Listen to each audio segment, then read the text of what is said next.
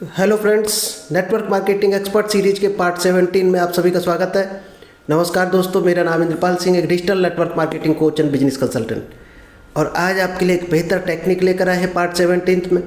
क्योंकि अभी तक आप सीख रहे थे कि टीम कैसे लेकर आएंगे, लीड कहाँ से लेकर आएंगे। क्योंकि बहुत से लोगों की कंप्लेंट थी कि लोग नहीं मिलते, लोग बात नहीं सुनते हैं, हम लोग कहाँ से लेकर आएँ। शायद ही ये समस्या पार्ट 16 तक आप लोगों की सॉल्व हो चुकी होगी। अगर आप इस सिस्टम पर चलेंगे तो 100% नेटवर्क मार्केटिंग में ये समस्या आपकी सॉल्व हो जाएगी। चलिए, अब आपके पास शायद आप समझ चुके होंगे लोग कहाँ से आएंगे, लीड कहाँ से मिलेगी, ट्रैफिक कहाँ से आएगा। अब उसको हैंडल कैसे करेंगे, पार्ट 17 के बाद आपको मिलेगा। उस टीम को कैसे नर्चर करेंगे, कैसे हैंडल करेंगे, किस तरह से उसको प्लान दिखाएंगे। तो जो पार्ट 17 में आज आपको मिलने वाला है उसका नाम है इनिशियल कन्वर्सेशन एंड प्रेजेंटेशन। यानी फर्स्ट टाइम जब आप टच करोगे किसी को तो क्या कन्वर्सेशन होने चाहिए, आपके क्या वर्डिंग होनी चाहिए, क्या पहली आपके सेंटेंस, क्या पहला आपका कंटेंट होना चाहिए जो उनको आप डिलीवर करोगे। तो चलिए इस सेशन को हम स्टार्ट करें। इससे पहले अगर अभी तक आपने यूट्यूब चैनल को सब्सक्राइब किया, जल्दी से सब्सक्राइब कीजिए। क्योंकि यहाँ पर आपको ये जो नेटवर्क मार्केटिंग एक्सपर्ट सीरीज है ये आपको शायद है बहुत कुछ आधे नेटवर्कर आप बन चुके होंगे अगर आपने पार्ट 1 से 16 तक देखा होगा। और शायद 50 तक आप पहुँचेंगे तो शायद है 99% आप नेटवर्कर बन चुके होंगे, एक सक्सेसफुल नेटवर्कर। क्योंकि नेटवर्क मार्केटिंग का रेशियो बहुत शायद है आप जानते ही होंगे, सक्सेस रेशियो बहुत कम है। यानी 10% लोग ही शायद इनकम ले पाते हैं। क्यों नहीं ले पाते इनकम? क्योंकि वो बिना नॉलेज के बढ़ना चाहते हैं। जो बता दिया किसी सीनियर ने वो उतने ही में लग जाते हैं। क्योंकि नेटवर्क मार्केटिंग नॉलेज का बिजनेस है। तो चलिए हम विदाउट डिले आपको शेयर करते हैं आज इनिशियल कन्वर्सेशन आपका क्या होना चाहिए और उसको किस तरह से आप प्रेजेंट करोगे। अपने प्रॉस्पेक्ट को आपको प्रेजेंट करना अगर आ गया तो शायद आप 100% रिजल्ट आना शुरू हो जाएगा। तो चलिए सबसे पहले जानते हैं पर्पज ऑफ इनिशियल कन्वर्सेशन। जो शुरुआत का जो कन्वर्सेशन रहेगा उसका पर्पज क्या है, क्यों करना चाहिए हमें। क्योंकि जब तक आप उसका पर्पज नहीं जानोगे, क्योंकि दोस्त एक कहावत भी है, शायद आप सभी सुना होगा आपने कि first impression is the last impression. आपका पहला इंप्रेशन क्या है, पहला कंटेंट क्या है, पहला वर्डिंग क्या है, फर्स्ट टाइम जो आपने अट्रैक्शन दे दिया वही इमेज बन जाती है उसके माइंड में कि आप किस तरह के हो। और लास्ट तक वो उसी इमेज के साथ आपको रीड करता है, आपको सुनता है। तो क्यों करना चाहिए कन्वर्सेशन? सबसे इम्पोर्टेंट है क्योंकि रैपो बिल्ड करना बहुत ज़रूरी है।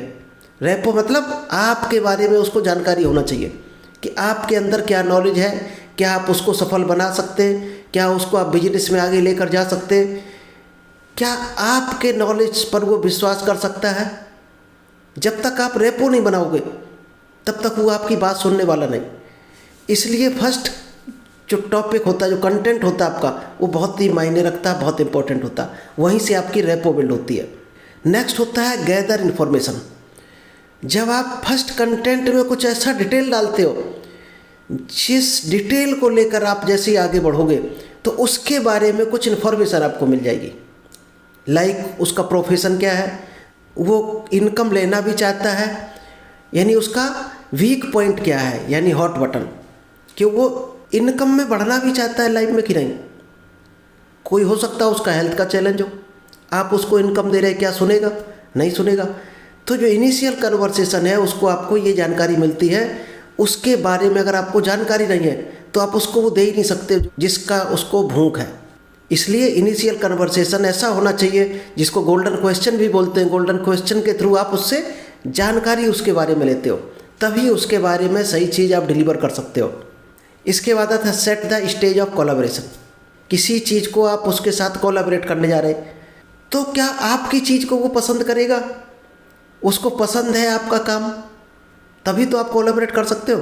क्योंकि दोनों को एक दूसरे का काम पसंद होना चाहिए। आप उसको क्या दे रहे हो, क्या वो लेना चाहता है, उसको इंटरेस्ट होना चाहिए। उसको जो चीज़ आपके पास है, प्रोडक्ट या सर्विस या जो भी आपका प्लान है, जो प्रोजेक्ट है आपका, उसको वो पसंद होना चाहिए। तो आप उसी प्रोजेक्ट को लेकर उसका बात करोगे जो उससे मिलता जुलता हो। चलिए कुछ हम टिप्स बता देते हैं, tips for effective initial conversation. आपका जो शुरुआती कन्वर्सेशन है किस तरह से और इफेक्टिव हो सकता है आज भी आप करते होगे, पहले भी कर रहे होगे। क्या उसमें और सुधार किया जा सकता है? शायद है, सुधार की गुंजाइश कंटिन्यू रहती है। हर दिन आप एक नई स्टेज पर, नई सीढ़ी पर होते हैं। अगर आप स्टेप लेते हैं, एक्शन लेते हैं, सबसे पहले आपको क्या करना है? एक्टिव लिसनर बनना है, यानी सामने वाले की बात को ध्यान से सुनना है, क्योंकि जब सुनोगे तो ही उसके बारे में आप जान पाओगे। शायद यही कारण है भगवान ने हमें एक मुंह और दो कान दिए हैं कि जितना सुनो उससे आधा बोलो। जब किसी को आप सुनते हो, इसका मतलब आप आगे बढ़ रहे होते लाइफ में, और जब बोल रहे होते तो आप वहीं के वहीं खड़े होते हो, यानी जो आपने सीखा है उसी को आप एक्सपर्ट हो रहे होते हो। तो जब सुनते हो तो आप आगे बढ़ रहे होते हो, यानी किसी को आप सुन रहे हो, इसका मतलब आप एक स्टेप आगे जाने वाले हो।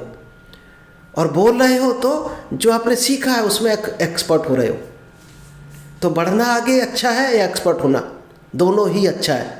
बढ़ना ज़्यादा ज़रूरी है, एक्सपर्ट होना तो जब आप सीखोगे नहीं तो एक्सपर्ट क्या करोगे? कुछ नॉलेज होगी उसी को तो एक्सपर्टाइज बनोगे। तो नॉलेज लेना बहुत ज़रूरी है। नेक्स्ट है ओपन बॉडी लैंग्वेज। ये शायद हमने पब्लिक स्पीकिंग वाला कोर्स में आपको बताया था कि बॉडी लैंग्वेज किस तरह का होता है। आपके जो शब्द हैं वो केवल 10 से 15% ही इफ़ेक्ट करते हैं, और आपकी जो बॉडी लैंग्वेज है, आई कांटेक्ट हो गया, बॉडी को किस तरह से आप मूवमेंट कर रहे हो, इमेजेस को कैसे आप प्रेजेंट कर रहे हो, उसका दोस्त 90% रोल होता है। इसलिए बॉडी लैंग्वेज आपका परफेक्ट होना चाहिए। नेक्स्ट है आस्क ओपन एंडेड क्वेश्चन।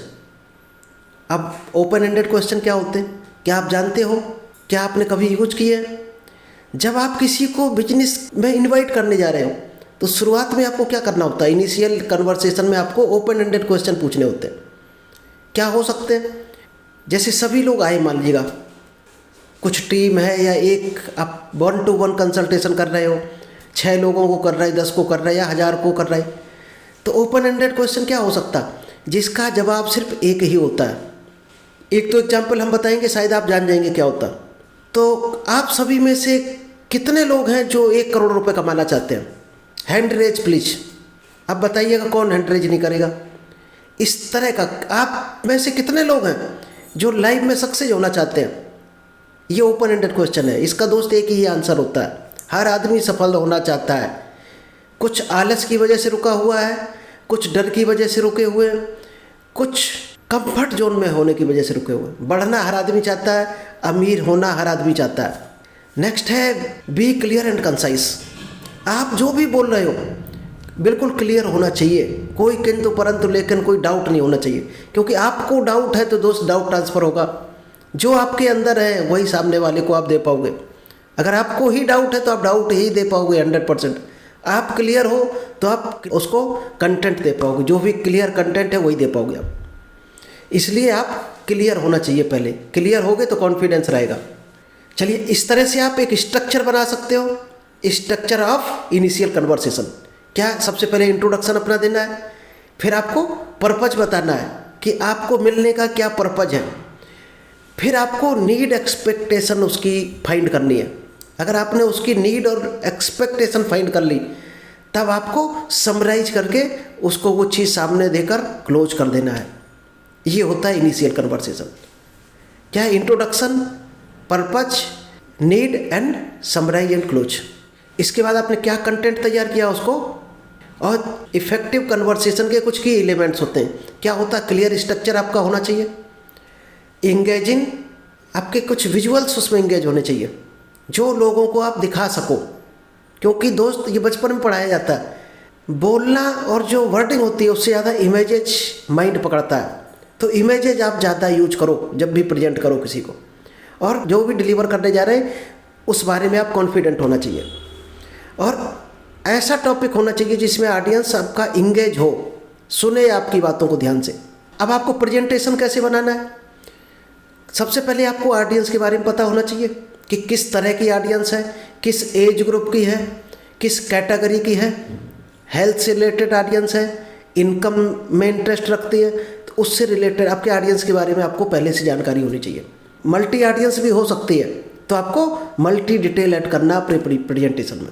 इसके बाद उसको जब भी आप करोगे उससे पहले आपको प्रैक्टिस कर लेना चाहिए, क्योंकि उससे कई गलतियां फिल्टर होकर बाहर हो जाती हैं। जितना प्रैक्टिस करोगे उतना ही परफेक्शन आएगा।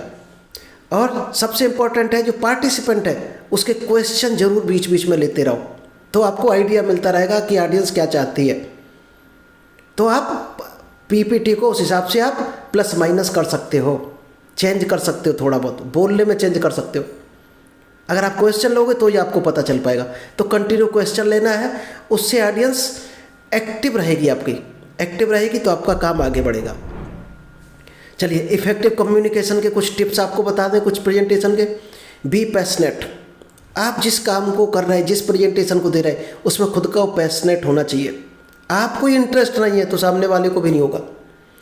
और सिंपल लैंग्वेज यूज करना चाहिए आपको, बहुत ज़्यादा हार्ड वर्ड यूज नहीं करने। ऐसे वर्ड रखने जो हर आदमी को समझ में आ जाए, वहाँ कितना भी कम पढ़ा लिखा आदमी क्यों ना हो उसको भी समझ आना चाहिए।